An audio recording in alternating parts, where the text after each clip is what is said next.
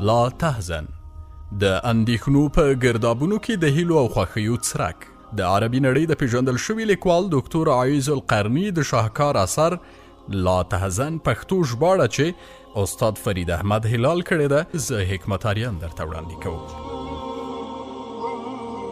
تقدیر د ایمان غوښتنه پر دې عقیده لرل دي چې ټولې ښې او بدې پیښې مخکې له مخکې په تقدیر کې لیکل شوي او الله تعالی پرې خبر دی. په حدیث شریف کې راځي چې د مؤمن هر کار د حیرانتیا وړ دی، ځکه ښه وي که بد خو د ده لپاره سودمن وي. په دې معنا که له ستونزو سره مخ شي مؤمن پرې صبر کوي، په دې کې هم د مؤمن ګټه ده، او که لورینې پرې وشي نو شکر پرې کاږي، او دا خو لا پسې د مؤمن لپاره ګټوره خبره ده. الله تعالی فرمایي ژباړه: هیڅ مصیبت داسې نشته چې په ځمکه کې یا ستاسې پر خپل نفس نازلیږي او موږ هغه له پیدا کولو نه مخکې په یو کتاب کې نه وي لیکلی. دغسې کول د الله تعالی لپاره ډیر اسانه کار دی.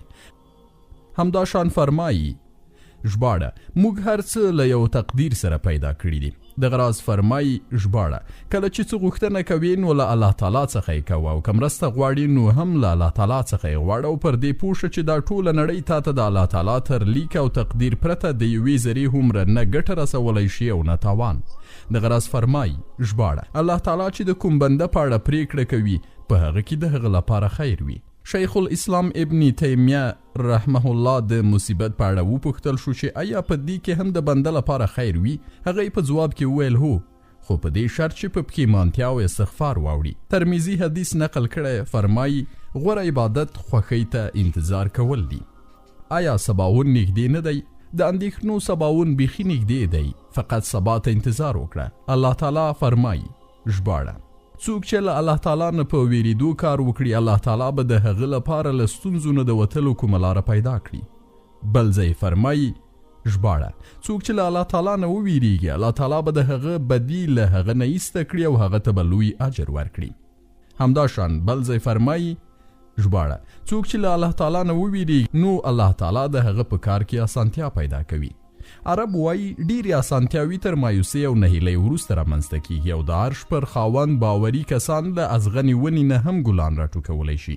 په حدیث شریف کې راځي چې زه د خپل بنده له اټکل سره سم یم، څرنګه چې الله تعالی فرمایي ژباړه: له پخوانیو پیغمبرانو سره هم پیدا شوي دي، ان تر دې چې کله پیغمبران له خلکو نه هیلې شول او خلکو هم دا وانګیرله چې عذاب په باب هغو ته دروغ ویل شوي و، نو په ناڅاپي ډول به پیغمبرانو ته زموږ مرسته ورسېدله. کله چې دغسې وخت راځي نو زموږ قانون دا دی چاته چې موږ خوښه شي نجات ورکوو.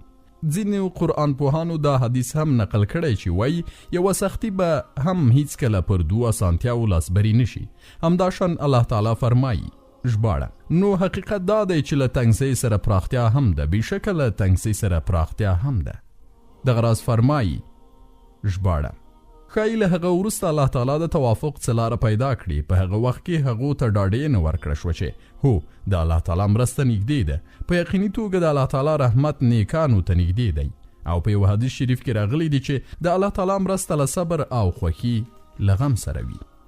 یو شاعر وایي که له تنګسي سره مخ شي نو د ستونزو د هوارېدو هیله او انتظار کوه، ځکه همدغه د حل تر ټولو غوره لار ده. بل یې وایي د ژوند په بیلابیلو چارو کې څه سترګې ویښي او څه ویدې دي چې وبه شي او که نه. یو بل شاعر وایي پرېږده چې تقدیر خپلې پرېکړې سرته ورسوي، ته بې غمه ویده شه. د سترګې د پټېدو او ویښېدو ترمنځ هم الله تعالی حالتونه بدلوي. وقفه: مه خفه کېږه. د خپلو زیرمو او ماڼیو په اړه غم او اندېښنه کول د غم لا پسې ډېروي. مه خفه کېږه. دا چې ته خفه یې نو د طبیبانو درملنې او لارښوونې درته نیکمرغي نشي در بښلی.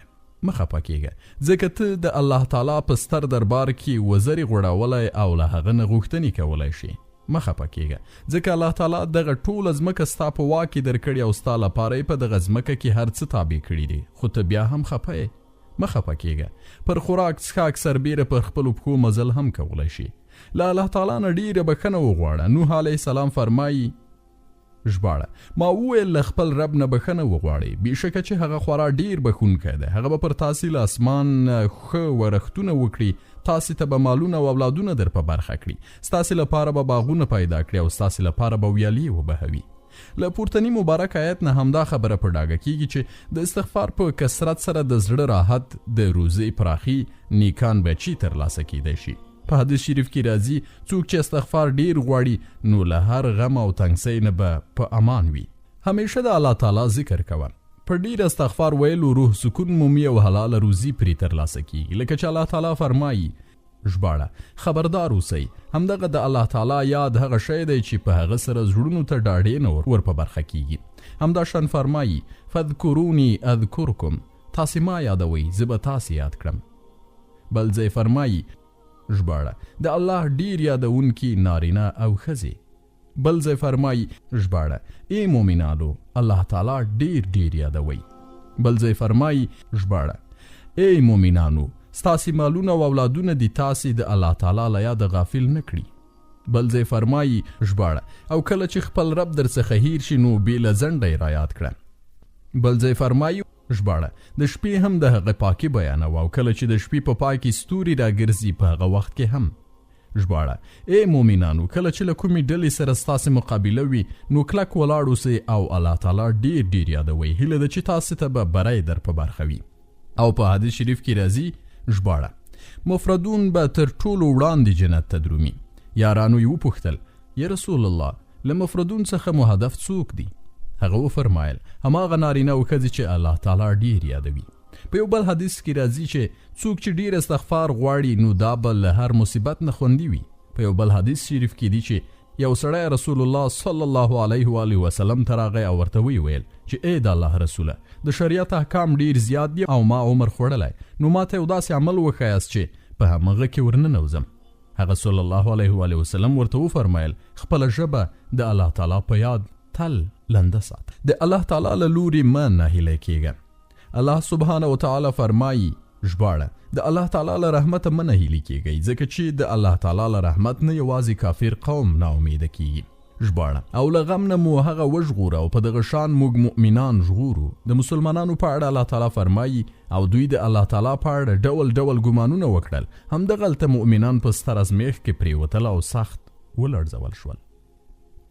له بخښنې او تېرېدنې نه کار اخلئ.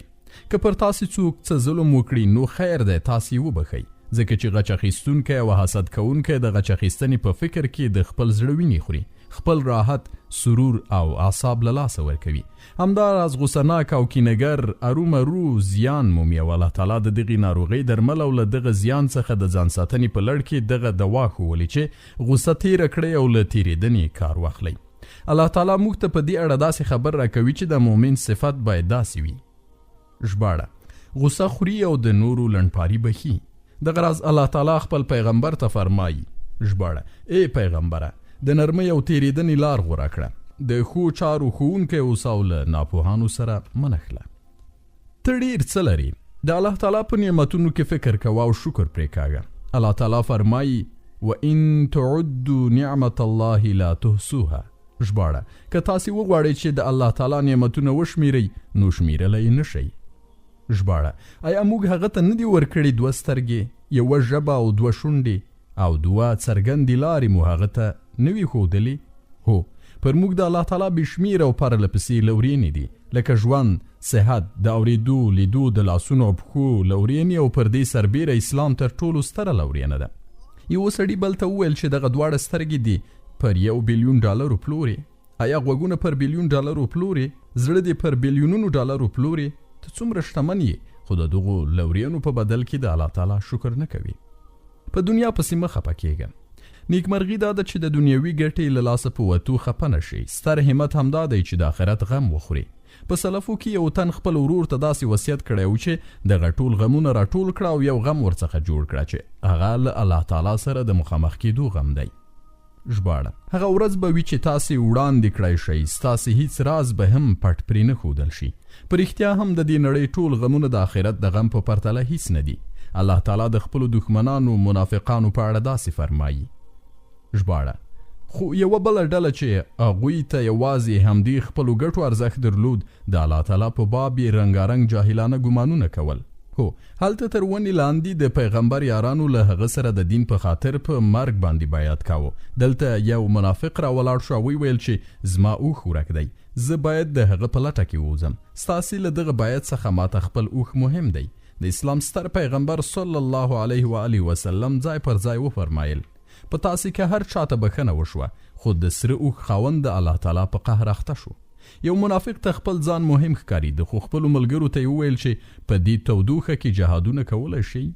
الله تعالی یې په رد کې وفرمایل ژباړه دوی ته ووایه چې د دوزخ اور تر دې زیات تود دی. مه خفه کېږه او غمونه شاته وغورځوه. د مؤمن لپاره راحت غفلت او بیکاري مرګ دی ځکه وزګار خلک تر ټولو زیات اندېښمن او غمجن وي. نو له دې امله زه وایم چې حرکت وکړه. په حرکت کې برکت وي. له هرې شیبې ګټه واخله. خپلې وسوسې او انګېرنې شاته وغورځوه. خپل اجر او ثواب له الله تعالی نه وغواړه. خپل نیک عمل په الله تعالی پورې ځانګړی کړه او د چا د مننې انتظار مه کوه. الله سبحانه وتعالی فرمایي ژباړه د خپل رب د فضل او د هغه د خوشحالۍ په لټه کې د کعبې د محترم کور پر لوري ځي. همدارنګه الله تعالی د خپلو استازو هغه وینا راخلي چې هغوی به خپل ولس ته کوله. ژباړه زه په دې کار باندې له تاسې نه د څه اجر غوښتونکی نه یم.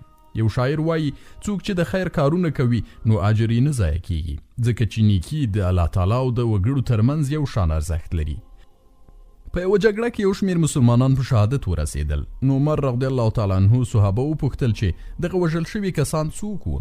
هغوی یې نومونه ورته واخیستل او ویل چې یو شمېر کسان پکې داسې هم ول چې صحیح ونه پیژندل شول. نو د عمر رضی الله تعالی عنه له سترګو اوښکې راتوی شوې او ویل چې الله تعالی یې ښه پیژني چې دوی څوک وو. په نیکانو کې یو تن یوه ړانده ته غوره خواړه ورکړه. نو ښځې یې ورته وویل چې دغه ړوند خو یې نه پیژني چې څه خوري. سړی ورته وویل چې الله تعالی خو یې پیژني. کله چې الله تعالی ستا د خیر او په نیکو چارو او پو او خبر دی نو د خلکو څه پروا کوي. د خلکو پر نیوکو مه خفه کېږه. الله تعالی فرمایي دوی تا ته له څه سرسري اذیت پرته نور څه نشي رسولی. که څوک سمندر ته تیږه ور وغورځوي نو سمندر ته پرې څه زیان نشي اړولی بلکې تیږه غورځوونکی به د تیږو په غورځولو ستړی شي. په کار ده چې د خلکو نیوکو ته خپله سینه لکه سمندر پراخه کړی شي او د چا د نیوکې له امله خپل مزل ونه درول شي بلکې د لا پرمختګ لپاره چټک ګامونه واخیستل شي.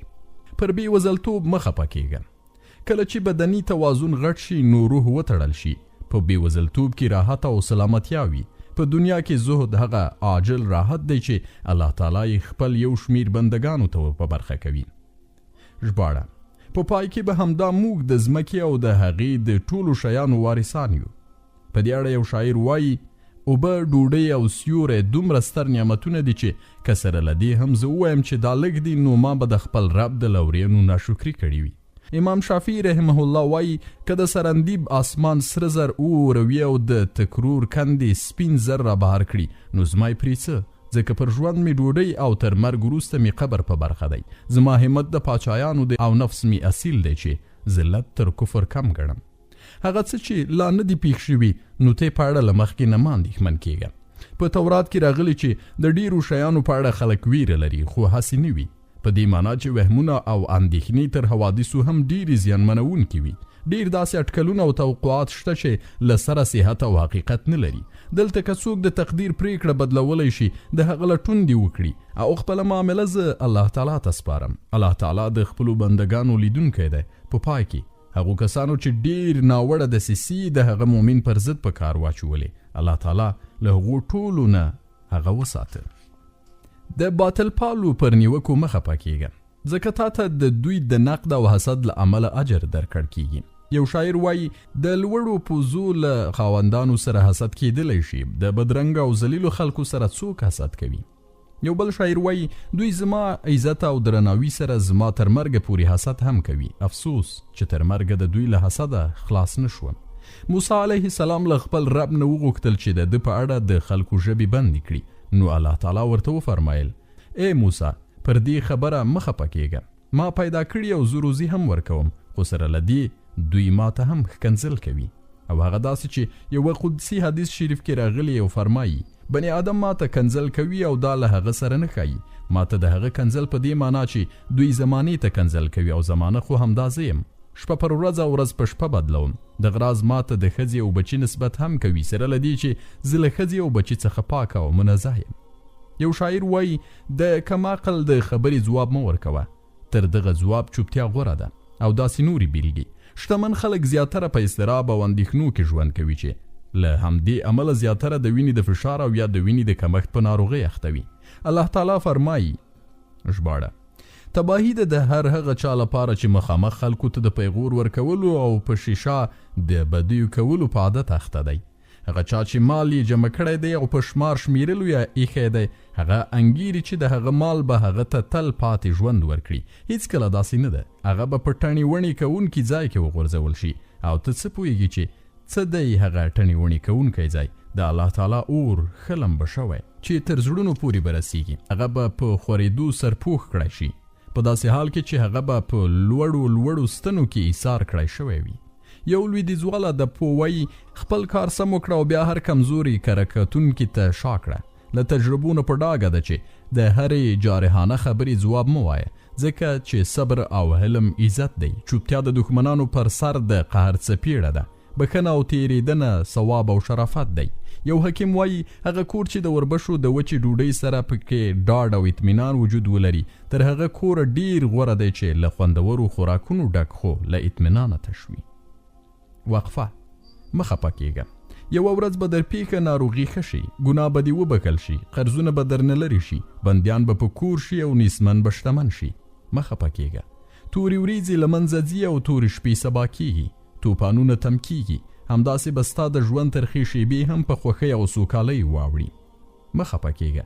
د لمر تاو په یخ سیوري وژل کېږي، تږی او جل وهلی په یخو اوبو خړوبېږي، وږی په ډوډۍ مړېږي، بې خوبه په خوب او ناروغي په روغتیا له منځه ځي. ته لږ صبر وکړه، الله تعالی به خیر کړي.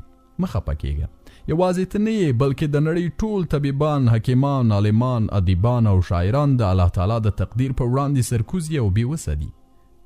علي بن جبله وایي ژباړه که له مرګوني غم سره لاس او ګریوان هم شي نو بیا هم مه نهیلی کېږه. د الله تعالی پر پرېکړه خوښ اوسه. که د الله تعالی ودروي نو ودرېږه، او که د کېنوي نو کېنه. پر بېوزلۍ صبر وکړه او پر بډایانه شکر وباسه، ځکه چې همدا د دې عقیدې له الزامونو څخه ګڼل کېږي چې ژباړه د الله تعالی پر ربوبیت، د اسلام پر دین او د محمد رسول الله صلی الله علیه و آله وسلم پر پیغمبرۍ خوښ یم. یو شاعر وایي د ځان لپاره یوازې د تدبیر په لټه کې مه اوسه، ځکه یوازې پر تدبیر تکیه کوونکي هلاک شوي دي. دا چې که موږ ستا په هکله پرېکړه وکړه نو له موږ څخه خوښ او راضي اوسه، ځکه چې موږ ستا په نسبت د پرېکړې له پلوه غوره یو. د خلکو د واک چلونو پر څارنه مه خفه کېږه، ځکه چې دوی ستا په اړه هیڅ هم په واک نه لري. یو شاعر وایي څوک چې د خلکو د واک چلونو څارنه کوي نو له غمه به یې ومري. بشار وایي ابن تیمه رحمه الله چې کله زندان ته واچول شو نو داسې وویل چې زما دښمنانو زما په اړه څه وکړل؟ زما جنت او زما باغونه خو زما په سینه کې دي. زما وژنه شهادت دی، له خپلې سیمې نه شړل کېدل زما لپاره سیاحت دی او زنداني کول خلوت دی. څوک چې الله تعالی له لاسه ورکړي نو هر څه یې له لاسه ورکړه. د اسلام ستر پیغمبر صلی الله علیه و آله وسلم فرمایي ژباړه زه چې سبحان الله والحمد لله ولا اله الا الله والله اکبر ووایم نو دا زما لپاره تر هغه څه ډیر غوره دي چې لمر پرې راخیږي. له سلفونو یو تن د شتمنو په اړه وایي چې دوی هم خوراک څښاک کوي او موږ هم کوو، دوی هم کتل کوي او موږ هم کوو، له موږ سره حساب نه کیږي او دوی سره به دروند حساب کیږي. یو شاعر وایي د قبر لومړنۍ شپه به درنه د خورنق قصرونه او د کسرا خزانې هیرې کړي. الله تعالی فرمایي ژباړه او الله تعالی به ووایي دا دی اوس تاسې هماغسې یک تنها زموږ په وړاندې حاضر شوئ لکه څنګه چې موږ په لومړي ځل تاسې یوازې پیدا کړي وئ. مؤمنان وایي ژباړه الله تعالی خپل رسول ته رښتیا ویلي دي. منافقان وایي ژباړه له موږ سره الله تعالی او د هغه رسول صلی الله علیه وسلم په دوکه ژمنه کړې. ژوند د افکارو له سنت نه منځته راځي او له کومو افکارو نه چې ته ګټه پورته کوي همدغه ستا پر ژوندانه اغېزمن دي، هغه نیکمرغه دي او که بدمرغه. یو شاعر وایي چې یو کار پیښ شوی نه وي نو مخکې له مخکې اندېښنه مه کوه، خو که رامنځته شي نو بیا ورته سا مه خفه کوه. له خلکو سره ښېګړه کوه. له خلکو سره ښېګړه کول د نیکمرغۍ د ترلاسي تر ټولو پراخه لار ده. په یوه قدسي حدیث کې دي چې الله تعالی به د قیامت په ورځ د حساب کتاب په ترڅ کې خپل بنده ته داسې ووایي ای انسانه زه وږی وم او تا ډوډۍ رانه کړه. دغه بنده به ووایي چې ای ربه څنګه تا ته ډوډۍ درکړم او ته رب العالمین ذات یې. الله تعالی به ورته ووایي چې آیا ستا تر څنګ زما پلانکی بنده وږی نه و؟ که هغه دې موړ کړی وای نو نن به دې ګټه له ما څخه ترلاسه کړې وای. همداشان پیغمبر صلی الله علیه و آله وسلم فرمایي له چا سره چې لږ څه اضافي توښه وي نو هغه ته دې ورکړي، چې له سره توښه نه لري له چا سره چې اضافه سورلي وي نو بې سورلی کس ته دې ورکړي. حاتمي طایی د میلمه موندلو په اړه خپل غلام ته سپارښتنه کوي، ژر شه یخه شپه ده اور بل کړه، او که کوم میلمه دې مونده کړ نو له مریتوبه به آزاد شي. خپلې ښځې ته وایي چې خواړه پاخه کړي نو د یوه ښه سړي انتظار کوه، ځکه چې ماته یوازې ډوډۍ خوند نه راکوي. د عبدالله بن المبارک رحمه الله یو یهودي ګاونډي و. ابن مبارک به له خپلو بچیو نه مخکې د هغه پر خوراک څښاک او جامې پیل کاوه. خلکو له یهودي نه وغوښتل چې دا کور دې پر موږ وپلوره. هغه وویل چې د دې کور بیه 2000 دیناره ده، چې 1000 دیناره د کور او 1000 دیناره یې د ابن مبارک د ګاونډیتوب قیمت دی. ابن مبارک د یهودي له دغه دریځ څخه خبر شو، نو الله تعالی نه یې د دغه یهودي د مسلمانېدو سوال وکړ او الله تعالی هغه ته د ایمان راوړو توفیق ورکړ. د غرض ابن مبارک له یو کاروان سره حج ته روان و. پر لاره یې یوه ښځه ولیده چې له ډیرانه یې مړ کارغه راپورته کړ. ابن مبارک غلام ورولېږه چې په اړه یې معلومات ترلاسه کړي. ښځې ورته وویل چې موږ له 3 ورځو راهیسې خوراک څښاک په سترګو هم نه دی لیدلی. د دې خبرې په اورېدو د ابن مبارک سترګې راډکې شوې او امر یې وکړ چې د کاروان ټول خوراکي او څښاکي توکي پر دغه کلي وویشئ او خپله بیرته راستون شو. په دغه کال یې حج ونه کړ. یوه شپه په خوب کې ورته چا وویل حج مبرور و سعی مشکور و ذنب مغفور. الله تعالی فرمایي ژباړه او پر خپل ځان باندې نورو ته ترجیح ورکوي که څه هم په خپله اړ وي. یو شاعر وایي که څه هم زه له خپل ملګري نه لرې یم، خو له هغه سره د مرستې لپاره د هغه غږ اورم او ارومرو ورسره مرسته کوم. په دې اړه یو بل شاعر وایي خیر تل پاتې وي که څه هم وخت پرې واوړي او شر ډیر ناوړه توښه ده. د یوې ناوړه خبرې په اورېدو مه خفه کېږه. یو شاعر وایي د فضایلو پر راټولولو ټینګار وکړه او د حسدګرو پر ملامتولو یې مه خفه کېږه. پر دې پوه شه چې یوازې په ژوندانه کې د الله تعالی عبادت کیدلی شي او تر مرګ وروسته حسد هم له منځه ځي.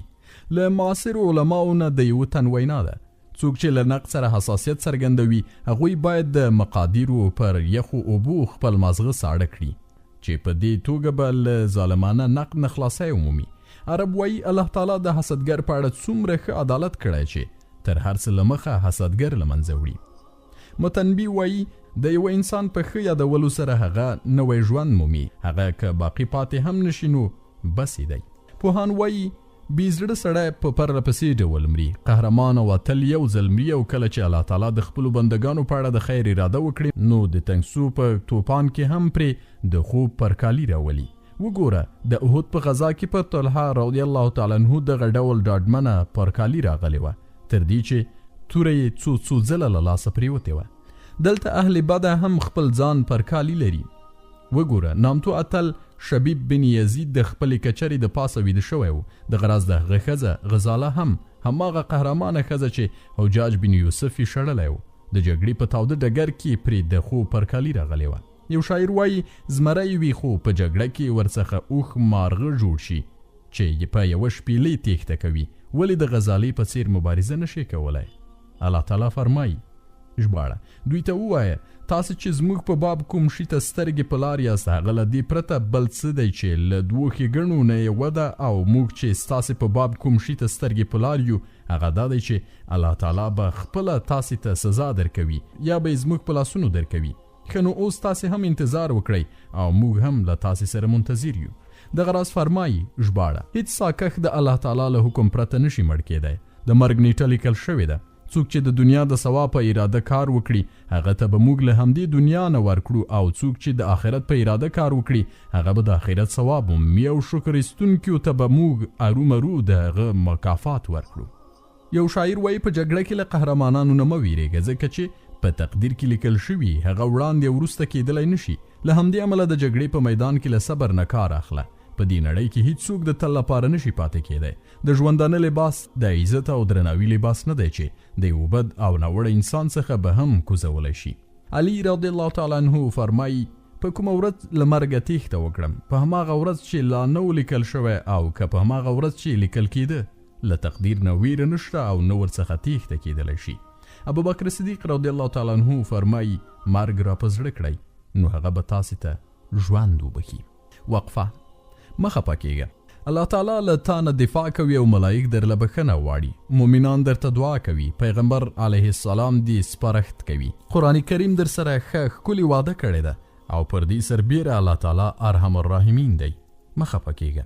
یوه نیکي له 10 څخه تر 700 چنده پورې لیکل کیږي او بدي فقط په خپل مثل سره. مه خفه کېږه.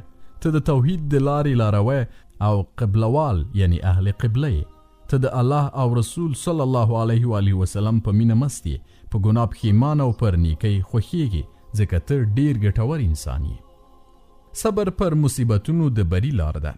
مه خفه کېږه او له صبر څخه کار اخله، ځکه چې صبر د خلاصون او نیکمرغۍ لار ده. خو صبر باید د الله تعالی په لار کې او د هغه لپاره وي. صبر باید صبر جمیل یعنی ښکلی صبر وي او د مصیبت پر مهال اهل سنت له 3 ډولو وسلو څخه کار اخلي: صبر، دعا، د ښه ساعت تمه.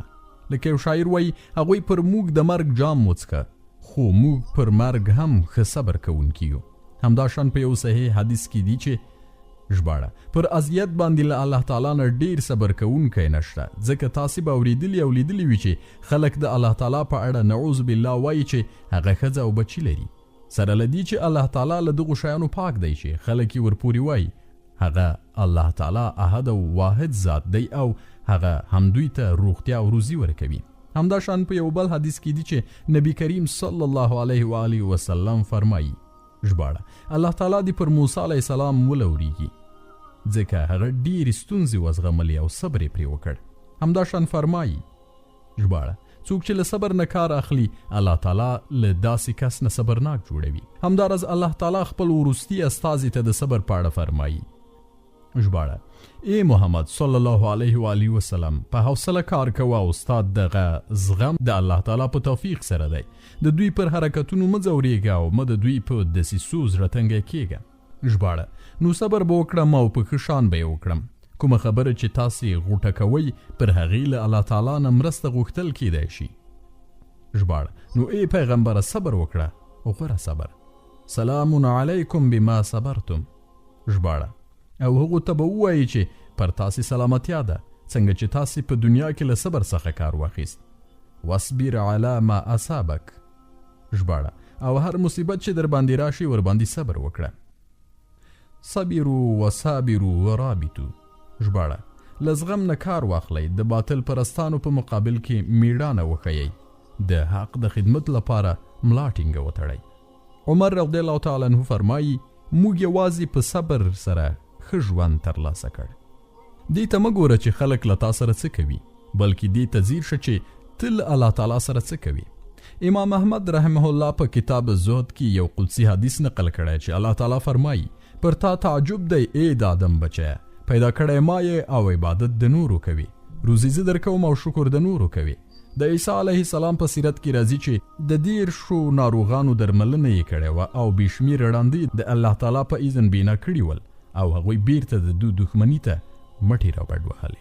د رزق پر تنګسیا مه خفه کېږه، ځکه هماغه احد ذات خپل ټول مخلوق ته د روزۍ رسولو دنده پر خپله غاړه اخیستې او فرمایي وفي السماء رزقکم وما توعدون. ژباړه په همدې اسمان کې د ستاسې روزي هم او هغه شی هم چې له تاسې سره د هغه وعده کیږي. دا چې د روزۍ ویشنه د الله په لاس کې ده، نو بیا انسان ولې انسان ته چاپلوسي او غوړمالي کوي او د روزۍ په پلټلو کې تنبلي کوي؟ الله تعالی فرمایي ژباړه په ځمکه کې هیڅ داسې کوم خوځنده ساکښ نشته چې د هغه روزي د الله تعالی پر غاړه نه وي. دغه راز فرمایي ژباړه الله تعالی چې د هر رحمت دروازه د خلکو لپاره پرانیزي، څوک د هغې بندونکی نشته او کومه چې هغه وتړي له الله تعالی نه وروسته بیا کوم بل څوک د هغې پرانیستونکی نشته. هغه ځواکمن او د حکمت خاوند دی. ځینې عوامل مصیبتونه سپکوي. ژباړه لومړی له الله تعالی نه د اجر او ثواب غوښتنه. ژباړه صبر کوونکو ته به خپل اجر بې حسابه ورکړل شي. دویم نور غمځپلي ووینه. یو شاعر وایي که زما په خوا کې ډېرې ژړاګانې نه وای نو ما به له غمه خپل ځان وژلی و. خپل ښي او کیڼ لور ته وګوره، تر تا پرته څومره خلک په غمونو کې ښکیل دي. دریم درپیښ مصیبت وړوکی وګڼه. څلورم دغه مصیبت د دین لپاره نه دی. پنځم د خوښیو په مقابل کې پر مصیبتونو خوښي د بندګۍ ستر دلیل دی. شپږم د تقدیر له پیښې تېښته نشته. اووم د هر څه واک د رب العالمین ذات په لاس کې دی. له پردي شخصیت نه ګټه مه پورته کوه. الله تعالی فرمایي ژباړه د هر چا لپاره یو لوری دی هغه ته مخ اړوي نو تاسې د ښېګڼو په لوري په ځغاسته شئ. همداشان فرمایي ژباړه هماغه ذات دی چې هغه تاسې د ځمکې خلیفګان وګرځولی او له تاسې نه یې ځینو ته د ځینو نورو په مقابل کې ډېرې لوړې درجې ورکړي چې تاسې ته یې څه درکړي دي په هغه کې پر تاسې ازمیښت وکړي. بېشکه ستا رب په سزا ورکولو کې هم ډېر چټک دی او ډېر بښونکی او رحم کوونکی هم دی. انسان د بیلابیلو وړتیاو ذهنونو درلودونکي وي او زموږ د خواږه پیغمبر محمد رسول الله صلی الله علیه و آله وسلم د عظمت راز په دې کې و چې هغه به له هر صحابي نه د هغه د وړتیا اړوند کار اخیسته، لکه علي رضی الله تعالی عنه د قضا دنده ترسره کوله، معاذ رضی الله تعالی عنه د علم په برخه کې، ابي بن کعب که خوږغږی قاري و، خالد بن ولید د غزا په ډګر کې غښتلی قمندان و، حسان بن ثابت د شاعرۍ په ډګر کې یو په زړه پورې او نوموتی شاعر و، نو ده ته یې دغه دنده سپارلې. همداشان قیس بن ثابت رضی الله تعالی عنه د ویندویي په فن کې مهارت لاره، نو ده ته یې دغه برخه ورسپارلې وه. یعنی په چا کې به چې کومه وړتیا وه نو د هغه له وړتیاو نه به یې کار اخیست، لکه چې یو شاعر وایي سخات د تورې پر ځای او توره د پرخې پر ځای کې کېښودل زیانمن ثابتېږي. د نورو په شخصیت کې ډوبېدل ځانوژنه ده. د انساني صفتونو او ارزښتونو ترمنځ اختلاف د الله تعالی د قدرت له نښانو څخه ګڼل کیږي. ابوبکر رضی الله تعالی عنه په نرمۍ سره ملت ته ګټه ورسوله او عمر رضی الله تعالی عنه په خپل شدت سره اسلام ته ګټه ورسوله. ژباړه الله تعالی هیڅ نفس ته د هغه له وسې نه پورته مسؤلیت نه متوجه کوي. د نورو په شخصیتونو کې ورکېدل او په پټو سترګو د هغوی تقلید کول د خپلو ارزښتونو خاورې کول او د خپل ارادې وژل دي. ژباړه د ګوښه ژوندانه غوره اغیز له دغه ګوښه کېدو نه موخه له ابدي شرارت نه ګوښه کېدل دي چې زړونو ته خوښي ورکوي او غمونه له منځه وړي. شیخ الاسلام ابن تیمیه رحمه الله وایي بنده ارومرو باید د الله تعالی د عبادت ذکر او تلاوت لپاره ځان ګوښه کړي او له ځان سره حساب کتاب وکړي. ابن الجوزی په سید الخاطر کې په دې اړه 3 څپرکې ټاکلي چې لنډیزې په لاندې ډول دی. ما د راحت، عزت او شرف له پلوه تر ګوښه کېدو پرته بل ښه عمل ونه لیده. په ګوښه کېدو سره انسان له هر ډول فساد او شر نه خوندي پاتې کیږي. عزلت او ګوښه کېدل په آخرت کې د تفکر او د الله تعالی د ملاقات لپاره د ځان چمتو کولو تر ټولو ښه فرصت دی. په عزت کې د نفس ذهني او ژبنۍ ټولې چارې اداره کیږي. عزلت او ګوښه کېدل د ښېګړو لپاره پرده او فضیلت د مرغلرې لپاره صدف دی. په یوازیتوب کې د صبر، مراقبت، فکر او تدبیر لپاره ښه موقع په لاس درتلی شي. د نړۍ اتلان او تاریخ جوړونکي ستر او منلي شخصیتونه ټول د عزلت پر اوبو خړوب شوي دي، نو هله پر خپلو پښو ودرېدلي او د سترتوب تر پاټکي رسېدلي دي. علي بن عبدالعزیز الجرجاني په خپله قصیده کې وایي خلک دی توند خویه بولي، خو دا په اصل کې له ذلت څخه ګوښه کېدل دي. د قصیدې تر پایه یو بل شاعر وایي ما په یوازیتوب کې راحت او سکون لاسته راوړی ده، ځکه له یوازیتوب سره اشنا یم. که خلک له ما سره اړیکې وشلوي نو زما پرې څه، ځکه چې که پوځ هر څه کوي خو پاچا بیا هم سپور وي. حمید وایي د خلکو تا ویلي ما ویلي څه ګټه نه رارسوي، نو ځکه ورسره ناسته ولاړه ګټوره نه بولم. د یوازیتوب لا نورې ګټې په کتاب العزله کې کتلی شئ. پر سختیو مه خفه کېږه، ځکه چې سختۍ زړه غښتلی کوي او ګناهونه له منځه وړي. غرور او تکبر ته د پای ټکی ږدئ. د مخلوق عاطفه او د نیکانو د دعا جلبوي، ځکه چې سختۍ زړه غښتلی کوي او ګناهونه له منځه وړي. غرور او تکبر ته د پای ټکی ږدي. د مخلوق عاطفه او د نیکانو دعا جلبوي. انسان خپل رب ته تسلیموي او د هغه پر ورکړه راضي کیږي. وقفه مه خفه کېږه، ځکه خفګان په عبادت کې کمزوري رامنځته کوي او له جهاد نه دی پاتې کوي. پر دې سربیره بدمرغي، بدګماني، شکوک او شبهات رازیږوي. مه خفه کېږه، ځکه خفګان د رواني ناروغیو بنسټ او د دردونو سرچینه ده. مه خفه کېږه چې لمونځ کوې، قرآن لولې او خلکو ته خیر رسوي. مه خفه کېږه د وزګارتیا او بیکارۍ له امله خفګان ته سر مه ټیټوه. لمونځ کوه او قرآن لوله، نور د خیر چارې ترسره کوه او د الله تعالی په دربار کې د دعاګانو لپاره لاسونه لپه کړه. مه خفه کېږه او د نیکمرغۍ قاعدې ولوله. لومړی که د خپلې ورځې په چوکاټ کې ژوند نشي کولی نو ذهن به دې ګډوډ او چارې به دې بې نظمه وي.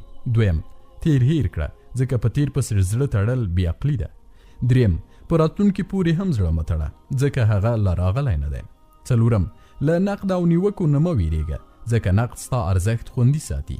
پنځم، په الله تعالی ایمان ساته او نیک عمل کوه ځکه همدغه سپېڅلی ژوند دی.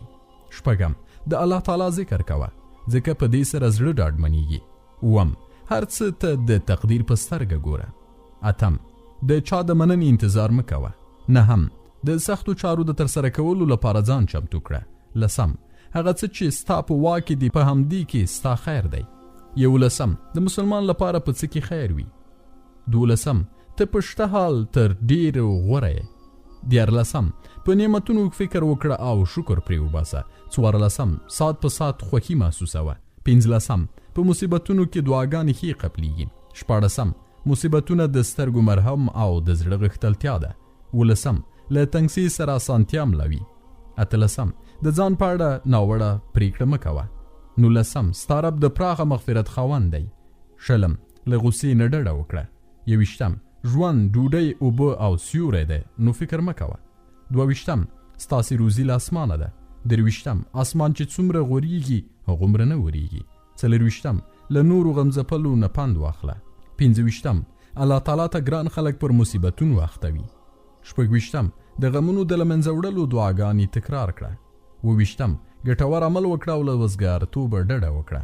اتهویشتم، تا ویلي ما ویلي پرېږده.